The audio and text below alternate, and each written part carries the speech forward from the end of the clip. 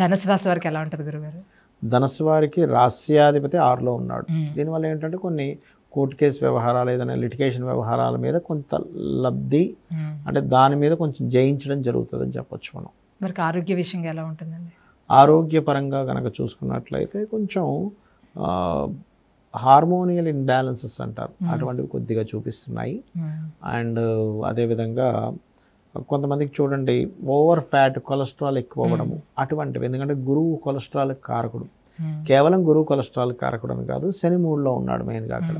ఈ కాంబినేషన్ అనేటువంటిది ఆ రకమైన ఫలితాలు ఇస్తూ ఉంటుంది. ఉద్యోగ అవకాశాలు ఎలా ఉన్నాయండి వీళ్ళకి? ఉద్యోగం కోసం చూసుకున్నట్లయితే వీళ్ళు ముఖ్యంగా ఉద్యోగం విషయంలో తొందరపాటు పడి మానేయకూడదు. ఎందుకు అంటే ఉద్యోగ స్థానంలో శుక్రకేతువులు ఉన్నారు. సో ఎప్పుడైతే శుక్రుడు కేతువు ఉద్యోగ స్థానంలో ఉంటారో తొందరపడి నేను మానేసి ఇంకోటి సంపాదించుకుందాంలే అనేటువంటి తొందరపాటు నిర్ణయాలు తీసుకుంటారు. కాబట్టి ఈ పక్షం అయిపోయాక కూడా ఒక 3 రోజుల వరకు కూడా ఉద్యోగం విషయంలో తొందరపాటు పనికిరాదని చెప్తాను నేను. అవునండి. ఫైనాన్షియల్గా ఎలా ఉందండి వీళ్ళకి? ఫైనాన్షియల్గా అంటే కొంచెం వీళ్ళకి సర్వసాధారణంగా శని ఒక 3 నెలల నుంచి వక్రించాడు. ఒక 3 months నుంచి కొంచెం ఫైనాన్షియల్ టైట్ ఉంటుంది వీళ్ళకి. అయితే ఫైనాన్షియల్ టైట్ పోవాలి అంటే మాత్రం వీళ్ళు నవగ్రహాలు, శని భగవానుడి దగ్గర దీపారాధన చేయడము, శివాలయంలో ఏదైనా ఒక మామూలుగా ఇప్పుడు నూనె ఉంటుంది కదమ్మా, నువ్వుల నూనె తెచ్చుకొని బాటిల్తోని ఒక నువ్వుల నూనె తెచ్చుకొని మట్టి మూకుల్లో వేసి అందులో నూనె నా మట్టి మూకుల్లో వేసి వీళ్ళ ఫేస్ అందులో చూసుకొని దాన్ని మళ్ళీ బాటిల్లో వేసి అదే రోజు శనివారం రోజు ఇచ్చేసేయాలి దానం. ఇచ్చినట్లయితే వీళ్ళకి ఫైనాన్షియల్గా బాగుంటుంది, కుటుంబ సంబంధించిన విషయాల్లో కూడా బాగుంటుంది. వివాహ విషయం ఎలా ఉంటుందండి వీళ్ళకి? వివాహం విషయం కనుక చూసుకుంటే ఇష్టపడిన వారిని వివాహం చేసుకోవాలి, అది కూడా బంధువర్గం వారిని చేసుకునేటువంటి క్రమంలో కొంత ఘర్షణ అనేటువంటిది ఏర్పడుతుంది వీరికి. దాని తర్వాత వీళ్ళ యొక్క తండ్రి యొక్క ప్రోగ్బలంతో లేదా వీళ్ళ తండ్రి యొక్క సహకారంతో అది ముందుకు కదులుతుంది. గురుగారు జనరల్గా ఇప్పటి వరకు మీరు చెప్పినవి కాకుండా ఇప్పుడు గోచార ఫలితాలు కాకుండా చాలా మందికి డేట్ ఆఫ్ బర్త్ ఉండదు, వాళ్ళందరూ కూడా అసలు ఎలా అప్లై అవుతుంది మనకి అనుకుంటారు. అంటే కామన్గా అందరికీ కలిపి కొన్ని ఉంటాయి కదా, అవి ఏంటన్నా చెప్తారా మీరు మాకు? తప్పకుండా అమ్మ. ఫస్ట్ ఆఫ్ ఆల్ ఈ పక్షంలో అందరూ పాటించాల్సింది స్త్రీతో శత్రుత్వం చేయకూడదు, అప్పులకు సంబంధించిన విషయంలో కొంత జాగ్రత్తగా ఉండాలి, ముఖ్యంగా గుర్తుపెట్టుకోండి. అలాగే ఇప్పుడుండే గోచారంలో శుక్రుడు సింగిల్గా ఉండి అంటే కేతుతో కలిసి ఉన్నాడు, కుజుడు దృష్టి ఉంది. దీనివల్ల ఏంటంటే రాబోయే ఒక 2-3 months వరకు కొంచెం అల్లర్లు కానీ గొడవలు కానీ డెమాలిష్లు కానీ ఎక్కువగా జరుగుతాయి. అదేవిధంగా మన కోల్కతాలో ఒక ఇది జరిగింది స్త్రీమూర్తి మీద. అలాగే ఇప్పుడు శుక్రుడు కేతువుతో ఉన్నప్పుడు మీరు కనుక చూసుకున్నట్లయితే అంటే మనం స్టాటిస్టిక్స్ కనుక తీసినట్లయితే సర్వసాధారణంగా ప్రతి 15 నిమిషాలకు ఒక రేప్ కేసు జరుగుతుంది. అది ఫైల్ అయినవి, ఫైల్ కానీ ప్రతి 4-5 నిమిషాలు కూడా జరుగుతుంది. ఇలా శుక్రుడు పాడైనప్పుడు చూసుకున్నట్లయితే ప్రతి 2 నిమిషాలు కూడా జరుగుతుంది. నేను రీసెర్చ్ చేశాను దాని మీద. ఎందుకంటే శుక్రుడు స్త్రీకారకుడు, ఇట్లాంటి అవాంఛనీయ సంఘటనలు పాడైనప్పుడు జరుగుతాయి, పాపగ్రహాలతో కలిసినప్పుడు కానీ కేతువుతో ఉన్నప్పుడు కానీ నీచర్ పడినప్పుడు కానీ. కాబట్టి కాస్త ఈ పక్షంలో ముఖ్యంగా ఈ నెల 18వ తేదీ వరకు కొంచెం ఆడపిల్లల్ని పంపించొద్దని చెప్తాను నేను. సింగిల్గా ఎక్కడికైనా సరే పంపించేటువంటి విషయాలు కొంచెం కొన్ని ప్రదేశాలకు అది. అలాగే మరొకటి ఏంటంటే ఇక్కడ మనం గోచార ఫలితాలతో పాటు వాళ్ళ పర్సనల్ చార్ట్ కూడా చూసుకోవాలి ఎప్పుడు కూడా.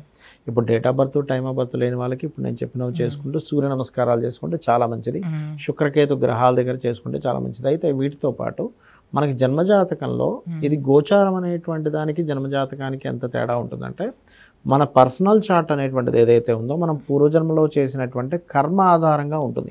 అంటే లగ్నం ఉందనుకోండి, లగ్నాన్ని బట్టి వాళ్ళ స్ట్రెంగ్త్ ఏమిటని తెలుస్తుంది. ఇప్పుడు కూడా మన స్ట్రెంగ్త్ మనకు తెలియాలి. నేను ఇందులో స్ట్రాంగ్, నేను ఇందులో వీక్ అని తెలిస్తే వాళ్ళు స్ట్రాంగ్ ఉన్న దాంట్లో నిలబడతారు. అలాగే వీళ్ళకి ప్రతి జాతకానికి ధనం ఎందులో వస్తుందని ఉంటుంది. గోచారం ఇవ్వడం వేరు, వాళ్ళకి పర్సనల్గా దేంట్లో ఉంది అంటే వాళ్ళు సినిమా ఫీల్డ్లో రాణిస్తారా, లేనట్లయితే రియల్ ఎస్టేట్లో రాణిస్తారా, లేకపోతే బిజినెస్లో రాణిస్తారా, గవర్నమెంట్ జాబ్లో రాణిస్తారా, ఇలా ఉంటుంది. అందులో పర్టికులర్గా వీళ్ళకి చేసే ప్రయత్నం ఎందుకు సక్సెస్ అవ్వట్లేదు అంటే కొన్నిసార్లు ఏమవుతుందంటే వీళ్ళకి జాతకం కొంత బాగున్నప్పటికీ వీళ్ళున్న గృహం బాగోదు. అంటే వాళ్ళ పేరు ఇచ్చే ఏ డైరెక్షన్స్లో ఉండాలి, ఇంట్లో ఎటువంటి జాగ్రత్తలు తీసుకోవాలి ఇంటి విషయంలో అనేటువంటి మనం చాలా వీడియోలు చెప్పాం గతంలో.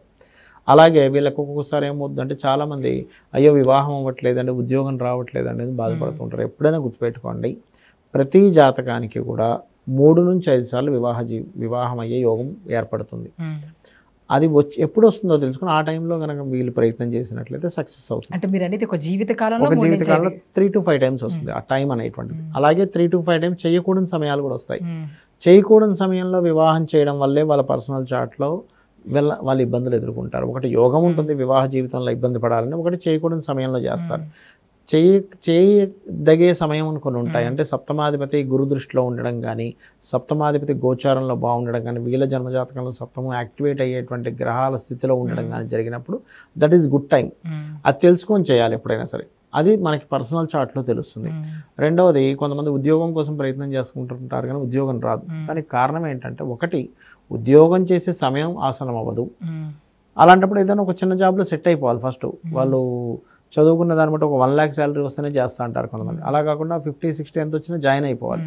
లేదా కొంతమందికి ఎలా ఉంటుందంటే ఉద్యోగ యోగమే ఉంటుంది, వ్యాపార యోగం ఉంటుంది. అంటే వాళ్ళకి ఏంటంటే ఒక దగ్గర ఉద్యోగం చేయడం కాదు, వీళ్ళే 10 మందికి ఉద్యోగం ఇచ్చే యోగంలో ఉంటారు.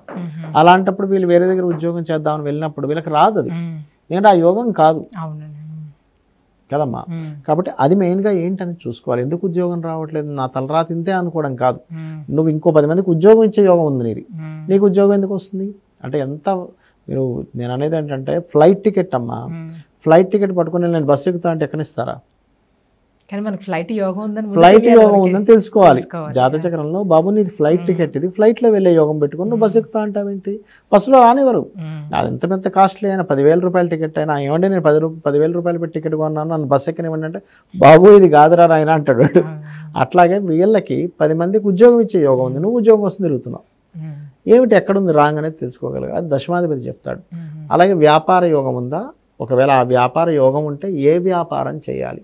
నువ్వు రియల్ ఎస్టేట్ చేస్తావా, టిఫిన్ సెంటరే నడుపుతావా, కన్సల్టెన్సీ సెంటరే పెట్టుకుంటావా, లాయర్గా చదువుకుంటావా, లా కన్సల్టెన్సీ పెడతావా, టీచింగ్ చేస్తావా, ఏంటనేది ఉంటుంది. అంటే గురువా, బుధుడా, శుక్రుడా ఎవరిస్తున్నారో తెలుసుకోవాలి. ఊరికే చాలామంది ఏం చేస్తారంటే వ్యాపార యోగం ఉందని వెళ్ళిపోతారు పొలోమని. అసలు ఏ వ్యాపారం ఉంది? ఇప్పుడు ఒక దగ్గరికి వెళ్ళాలంటేనే ఒక రూట్ అనేది ఉంటుంది, ఎలా వెళ్ళాలి, ఏ రూట్లో వెళ్ళాలని ఉంటుంది గమ్యం చేరుకోవడానికి. అలాగే నీకు ఏ వ్యాపారం ఉందనేది నీ లాభాధిపతి చెప్తాడు. అలాగే కొంతమందికి ఉద్యోగాలు ఇక్కడ రావట్లేదని బాధపడతారు కానీ వాళ్ళ జన్మజాతకంలో విదేశీ యోగాలు ఉంటాయి. సో విదేశాల్లో ఉద్యోగం చేసే యోగం ఉంటుంది అట్లా.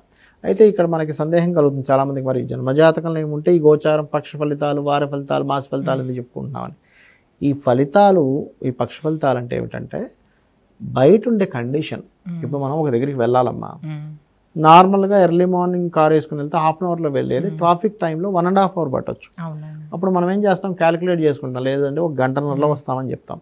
అంటే ఏమిటి, బయట ఉండే కాలంతో కూడా మనకు సంబంధం ఉంటుంది. అంతే డిస్టెన్స్ అదే కారులో వెళ్ళే సమయాన్ని బట్టి మారిపోతుంది. మనకి 1/2 అవర్లో వెళ్ళేది 1 గంటన్నర పడుతుంది. అది ఎట్లాగో ఇప్పుడు కాలం ఇలా ఉంది, ఇప్పుడు మీ ధనాధిపతి గోచారంలో ఇలా ఉన్నాడు కాబట్టి మనీ విషయంలో జాగ్రత్తగా ఉండండి. మీ సప్తమాధిపతి ఇలా ఉన్నాడు కాబట్టి ఈ రకంగా ట్రై చేయండి. మీ దశమాధిపతి ఇలా ఉన్నాడు కాబట్టి వేరే దగ్గరికి వెళ్ళి ట్రై చేయండి.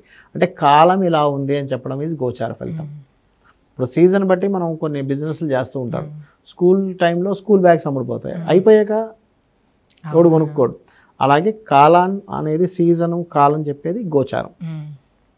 ఈ రెండింటిని ఎవరైతే కలుపుకొని చూస్తారో వాళ్ళు కంప్లీట్ బెనిఫిట్ పొందుతారు, అందులో ఎటువంటి సందేహం లేదు. పర్సనల్ చార్ట్, గోచారం చూసుకుంటూ వెళ్ళినట్లయితే అంటే మన శక్తి ఏంటి, మనకున్న వనరులు ఏంటి, బయట ఉండేటువంటి వాతావరణం ఏంటి, ఈ రెండింటిని బేరేజ్ చేసుకున్నప్పుడే కదా ఏ బిజినెస్ అయినా ఏ ప్లానింగ్ అయినా అసలు సెట్ అయ్యేది. ఈ రకంగా చూసుకోవాలి. ఇవి చూసుకుంటూ ఎవరైతే వెళ్తారో ఖచ్చితంగా బాగుంటుంది. అది